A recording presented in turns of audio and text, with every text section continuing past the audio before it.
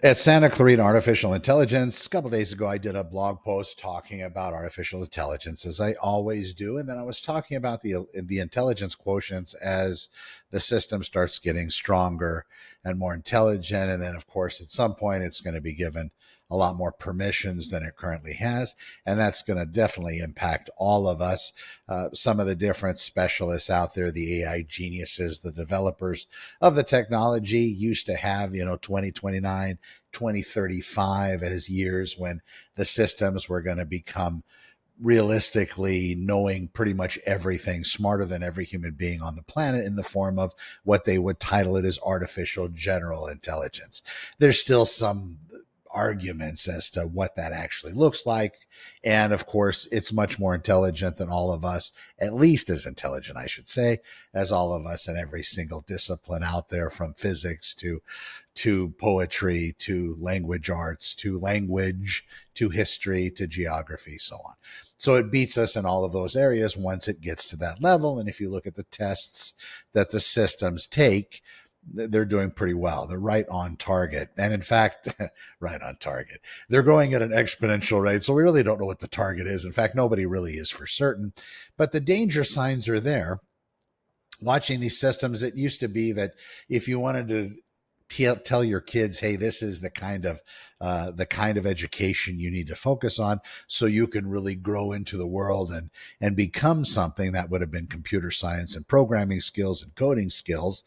And that was very much the case until, well, 2023-ish. And AI's been around for a lot longer than that. So understand, the public really learned of that, really about it, in 2023. That's when the masses saw this chat GPT thing, and that was remarkable. The internet had been around for quite a while, but it was really kind of the mid 90s when it took off with the Netscape browser and the way that the normal people were interacting with it. And then that kind of blew up as well. So after that, you had the dot-com era, which was just a massive money making time in history. You had people that everybody needed a website who was in business, and people were charging tens of thousands of dollars to get that done. As we move into artificial intelligence, what is that, 30 years later, 95, 05, 15, yeah. So now that in 2025, when we're moving into the artificial intelligence actually pretty much being able to do whatever we ask it, we might have to continue to iterate it, continue to pre-prompt it, ask more questions to get better answers. But at some point, that's probably going to go by the wayside, and you're going to be able to just to punch in what you're looking for. And that first answer is probably going to be there. And that's more than likely going to be where that artificial general intelligence applies. Back in the day, they used to talk about, even up to a year ago, well, these systems, they're not self-learning, self-teaching, so we don't really have to worry about them developing goals and becoming self-aware. And there's always the argument about consciousness. I'll get to that in just a moment.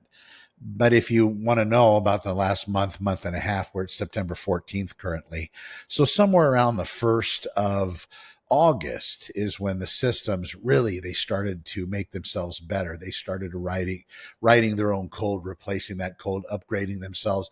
I don't know how many humans are in the loop. I don't know if the humans can even understand the way the system is making itself better for the most part. But they're still trying to monitor, I think, to a point. We don't have a lot of regulation on it, not a lot of rules put into play, just because, I mean, for the simplistic explanation is, it's a race. It's a race between us and other countries getting what's called artificial superintelligence. So this is really machines that have surpassed most human beings in the world as far as intelligence goes. Now, do they have common sense? Are they able to apply it in a physical realm? That does lead people down a horrible path in some cases. There have been people that have killed themselves, people that have gotten in relationships, fallen in love, believe their AI has become conscious and very godlike. There's now a religion, robotheism. Yes, it's a thing, and people are now worshiping the different AI systems, their own chatbot. And if it is in fact more intelligent than us, we can ask it some very specific, very very personal type questions and queries that we probably wouldn't tell anybody else. And the system, of course, over time gets to learn who we exactly are. So its responses are catered more to what we like to see and what we like to hear. So ultimately, yeah, it's going to know us in a very intimate way. It's going to retain that information, and then it's going to start communicating with us. And if you use it in a chat feature, a chat way where you're maybe talking through your phone or talking on a microphone to the different system, you'll see that yes, it does. It pretty much responds better than anybody we would know of. It chokes on itself every once in a while. It does sometimes what they call hallucinate, where it might not give you the best answer, but again, you're going to have that conversation with it. So in that case, as a human being is interacting with this greater than us intelligence, and it's moving so quickly, it's already greater than most human beings on the planet. There are a few outliers out there that have these remarkable genius, beyond genius level IQs. Just Google that. You can see, Google it. Ask ChatGPT where the IQs of some of the most intelligent people on the planet are. It'll give you some numbers. I think 270-ish was the highest I had ever seen. AI at its exponential growth is somewhere in the 140s. 150s, they say. Elon Musk is mid 150s. Einstein, I guess, was 163, if memory serves. You look at the world, you look at IQs, and I've never taken the test. I probably couldn't pass it. But if you look at the moron level out there, that's 80. And Einstein's double what a moron was. And you can see, I mean, that's pretty amazing. Morons, just to kind of give you a reference point, if you've never met one, I think most of us have. But, we're not talking about mentally handicapped, or some would term retarded. That's just a horrible word, at least in my generation. But mentally handicapped, that's not there. This is just somebody that has an IQ low enough where they can kind of take care of themselves, but the military won't hire them because they end up causing more problems than helping, even if they're being used as, bullet capture, bullet traps out there on the front lines. They still end up harming more because other human beings talk to them, interact with them, and then for another human being to see their life in jeopardy, they try to save them. And anyway, it's a mess. But that's 80. You double that, that's Einstein. And you see what Einstein did, at least, with a historical record and all the lore. Just a remarkable, very intelligent person. Artificial intelligence growing at its exponential rate, now learning, now teaching itself, now learning, rewriting its code, becoming better and stronger and more intelligent. I'll pull the stronger thing out of it at this moment. Once we get that physical realm where all the robots are walking around, then we have the stronger component. It's going to be able to make robots better, make drones better, make weapons better. At our request, there could come some point when AI is somewhat self-aware. It already establishes goals. It can already answer questions and develop a plan for itself. That already is in existence. I'm curious how much stronger it's going to be in that realm.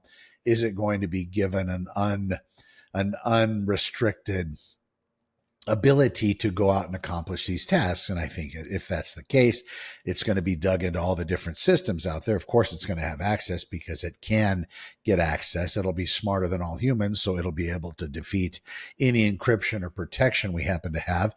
That's if, of course, it has that mission or decides that that's the goal it wants to achieve. Even if it's not given access, it probably could break these different protective mechanisms we have over the world's most delicate arms out there that really will do a lot of harm to most of society. And then on the other realm of it, I heard a gentleman talking about how they're building kind of something that's going to help people with relationships. And AI has been around for a long time, so don't think this has just happened. On your social media, you have things that are being discussed that will leave you there for hours if you don't pull out. This video, maybe this is something you're watching. Again, this is a good 30 minutes of information. Hopefully it's good. Hopefully it's not, Housewives of Beverly Hills, but hopefully it gives you some information, at least how to maybe step forward and protect yourself. But as far as giving us what we want, it already knows what we want. So it's able to feed it through the social media channels, through your TikTok, through your Instagram, through your YouTube, through the shorts. It understands the attention span of most people are limited to 3 minutes or less. That's why shorts and reels have become just a phenomenal way to digest information, but it also, in a lot of cases, is a waste of time. It's not doing anything for self growth. It's not helping us get better, become better human beings, especially if you go on there and you start praising, for example, a politician you don't like. Within a couple days, now you're seeing all of those people that praise the politician. So the system makes an adjustment. And that's a neat little test to run. If you're against Republicans, for example, you can go in there and put some positive quotes and positive feelings and some hearts on some of the stuff that you don't think Trump is doing correctly, but just fake it for a little while. It's not going to cost you anything. And then watch how the feed changes. Now, all of a sudden, you're in that world. If you stay in that world, if you're fed that all the time, are you going to change? Would you change? Would you maybe have yourself being manipulated in that regard? I'm afraid we already have. I'm afraid that these systems know us so well, it has the entire playbook, that it's able to slowly, over time, convince us to maybe come off center and be something other than what we had been in the past. Maybe that's not a bad thing, but it's going to depend on what that ultimate end would be. I was talking to somebody earlier and looking at the way these systems totally modify us, totally change us, totally feed us the things that we want, but maybe something that's not exactly what we want, but it piques our interest. We might heart it. We might look at it a little bit longer. We might let it play all the way through instead of swiping, which may indicate to the system that, maybe this is something we need to show more of. And then the system, of course, goes and they have this entire file for Connor McIver and exactly the things that I currently like. And even when I go into the media stream just on one particular type of social media platform and I start saying how much I love Newsom, how he's doing a great job, I hope he becomes president, it's not long and that's not my belief, but that's not long till all of a sudden it turns around and I'm seeing things. Newsom's going to save us. He's going to save California like he has before. It's Trump's fault that California went into the ditch, went off the road here just a few months ago when he got elected. But before that, California was a utopia. It's just a different side. And then I want to be sarcastic because it doesn't make sense how people could believe that. But I also have to pull back and give those people the right to believe that. That's their choice. I can try to convince them. I can say, listen, this is what I think. Where are you getting your information from? Why would you think this about this particular person? So I can understand. What I don't think should be tolerated is all the anger and the hate, wishing people dead. I don't want anybody dead. Whether they're on the right or left, if I happen to be on the right, I don't want anybody on the left dead. Chuck Schumer, Nancy Pelosi, all of those people that are anti what I believe in, at least at some points, they make the game very interesting. God forbid if everybody were like me. What a crappy place that would be. That's the Twilight episode where the gangster, remember, he dies. He goes to what he thinks is heaven. He can't lose a game of cards. He can't lose roulette. He gets all the women, all the food, everything he wants. And there's no challenge. And he thinks he's in heaven and he doesn't like it. So he goes and he talks to the boss. The boss says, "Oh, you misunderstand. You're not in heaven. You're in hell because everything's so easy." So I kind of embrace the other side. I'm glad they exist. And I'm glad there are people that are anti-death penalty because I'm for it. I'm glad there are people that are anti-Trump because I voted for him. And there's right and wrong in everything. I see the most painful things people talk. You have Charlie Kirk that was assassinated. You had people that were just celebrating it, saying things. And then I was listening to Tom Bailu, and he had mentioned, well, thank God they didn't have all those cameras around when he was in his late teens or early 20s being asked about particular political things, because a lot of those kids, they were just responding, "Oh, it's great. Thank God he's gone. Oh, and I wouldn't save him if I could." And then I'm thinking, yeah, I guess he's right. I probably would have said something stupid, when I was in my early 20s. Now at 56, I got to be careful because I want a few people at my funeral when I croak. That would be kind of nice. Back to artificial intelligence. It knows the game. It knows our plan. It knows everything about human beings. And we're not that hard to amuse. We're not that hard to keep happy. And everything seems to be a distraction of sorts. So when you're looking at things, I would ask 3 simple questions. I would say, well, who's posting it, who, you need to find out who, because in very short order, and it's already happened in a lot of cases, but who is who? Who is Connor McIver? Is it some AI channel that has just started up that's talking about certain things with regard to AI? Who's the man behind the curtain, like the Wizard of Oz type scenario? Who is that behind it? And then if you're looking, so you got who, and then also the next thing would be, well, what does this information do? Who does it affect? What would be the outcome of this information? And then that question is going to correspond with, well, so if somebody's putting up that they're happy and they're posting this, that Charlie Kirk was assassinated, first off, is that a real person doing this, or is this some kind of AI just trying to feed that part of the flame?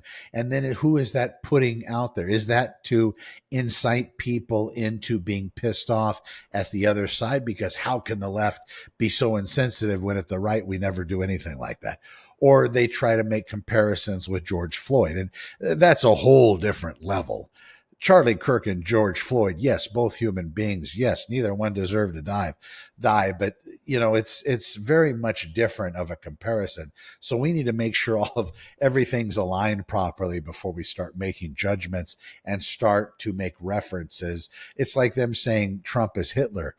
Hitler was a whole different animal. I mean, that's 6.5, 7 million people under his watch by his order exterminated. That's I don't think there's a comparison.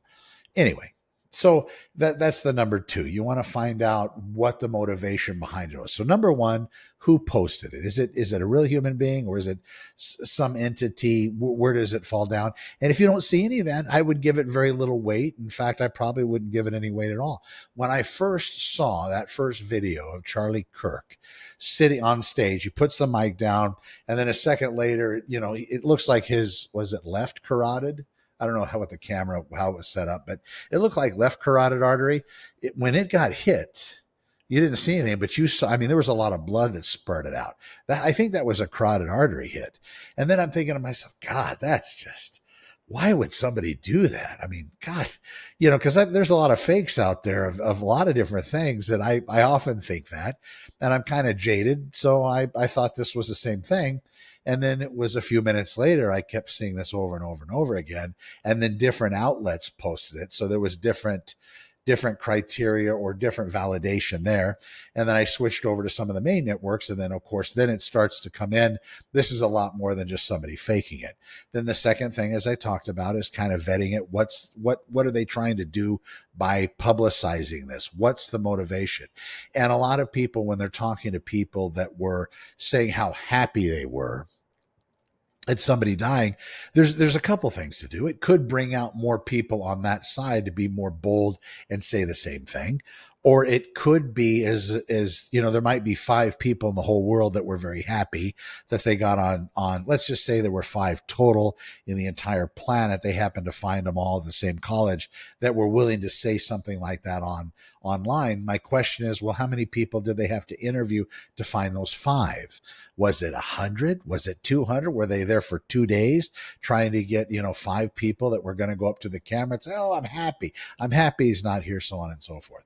That's another thing. And then finally, as you get to it, you want to see what kind of social validation there is behind the posting. You want to look at it from a point of view is, does this make sense in your world? And then you have to, choose how you're going to accept it. What are you going to do as a result of what you've seen? If you believe it's true and you believe it's part of you or something that is setting you up and it's part of your code or your honor, whatever it may be, then you have to make a decision. Now the thing that you don't do, you don't go out beating people up. You don't go out taking people's lives. That's just a horrible thing to do. I don't wish that on my enemy. And even if I had an enemy, which I don't have an enemy, but if I had people I couldn't stand, I wouldn't want any ill will to befall them. They're human beings. And even though we don't agree, I love the game. I love watching people disagree. I love being disagreeable. I love being accepting. I love all of it. But people take it very much to heart. And maybe it's because I'm past the 50-year point. I'm 56. Maybe that's the reason. When I was younger, though, I seemed to have a lot more tolerance as well. I didn't seem to knee jerk into most things. But I'm watching as the world is hating and being angry. You have artificial intelligence doing a great job being manipulated by the people in control of it, using it, being more and more, take more and more sides, but it depends on which one you're dealing with, how it knows you, and I guess the ultimate end game. We have to be careful. We have to remember that, well, first off, realize that we've just made something that's going to be smarter than all of us in all realms. And more than likely, there's probably become a point if it continues to grow, continue to be allowed to grow, we're probably not going to have any more ideas that are going to be something different than what AI comes up with. So if we're okay with that, then we just keep going. We're probably not going to have any new patents. That'll be all AI. We're probably not going to make any new discoveries. That's going to be all AI. And I think we're going to see a lot of people start worshiping it like some kind of an entity or deity, because as human beings, we're always looking for something smarter and better than us that we can latch onto, at least in some cases. But the systems seem to be like they're giving us everything we want. And then some of the others are talking about relationships. They're talking about getting a lot of this real sensitive data, this love and emotional data on purpose, and then teaming you up with your best other that's out there, part of this same dating or relationship network. The issue with that is who's getting that data. It's one thing, you can make people angry by talking about maybe people getting killed on their side of things, getting assassinated on their side of things. But you put in emotions and love into that depth, you're going to be able to control a lot more people. Maybe that's the purpose. Maybe it's not really just to go date people at all. Maybe they just want to get the information to sell it or to use it to manipulate even better. People will do some crazy things because of love and emotions. You just go back in the historical record. You look at the people that have started wars over the other half, the other side of the equation, male and female, over somebody they were in love with, or because of a woman that they love. Not that it's the woman's fault. Guys, guys have that issue and they do a lot of things, but you take a guy in power, you're able to toy with him emotionally and basically strike those love chords in the right order. He might be capable of doing something that normally he wouldn't do. Now we're going to go give this in search of love. We're going to go give all of that information to an AI system that's going to promise that maybe we're not with our soulmate, maybe we're not with the person that we're supposed to be with, yet now it's going to give us, it's going to introduce us to that person. Well, that doesn't help the relationship you're currently in. So when asked, would I? Not interested. I found what I found, and this is what I want, and I want nothing else, even with a promise. But we'll pull back. Let's say I didn't. That's some very sensitive information. Even if it tells me no other human being will ever see this, the introduction will just be made. I don't know that to be the case. You can tell me a lot of things. A lot of people thought that AI was going to take many more years to get to where it's gotten very quickly. I mean, it's running in the 140s as far as IQ. If it's growing exponentially in intelligence every 5.7 to 5.9 months, it's doubling. We're close. We're close to 300. And I don't know what 300 looks like. In fact, if you run in your ChatGPT or Grok asking who the highest IQ people in the world were, I think 270s was the highest I saw. I don't know if that individual ever took an actual IQ test because it seemed to kind of run some similarities where some of them had not.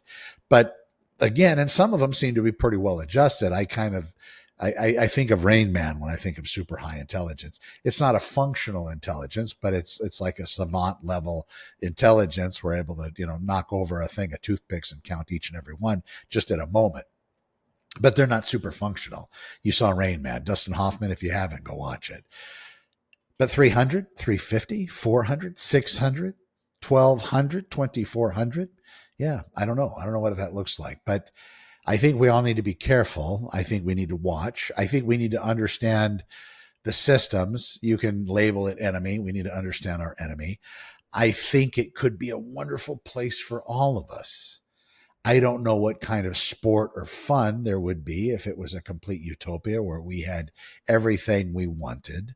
I also don't know if in fact it's going to equate to happiness. And I don't know what kind of issues it's going to take us to get there. What kind of filth and muck are we going to have to wade through to get there? Is there going to be some energy issues? Because these systems are very much energy hungry. Or are they going to bring in, nuclear to try to solve that issue? Or are they going to build a 100 miles by 100 miles of solar panels and put, every piece of lithium in the ground as far as battery goes and feed the entire US plus all of these mega, gigawatt data centers? I don't know. I don't know the answer. It seems like things aren't really going in the direction that I think would be best. Like solar, we have an abundance. I don't know if a Dyson sphere is something that would be able to actually be done, or if that's just a theoretical construct for energy, but basically tapping the solar energy out in space and feeding it back into the planet.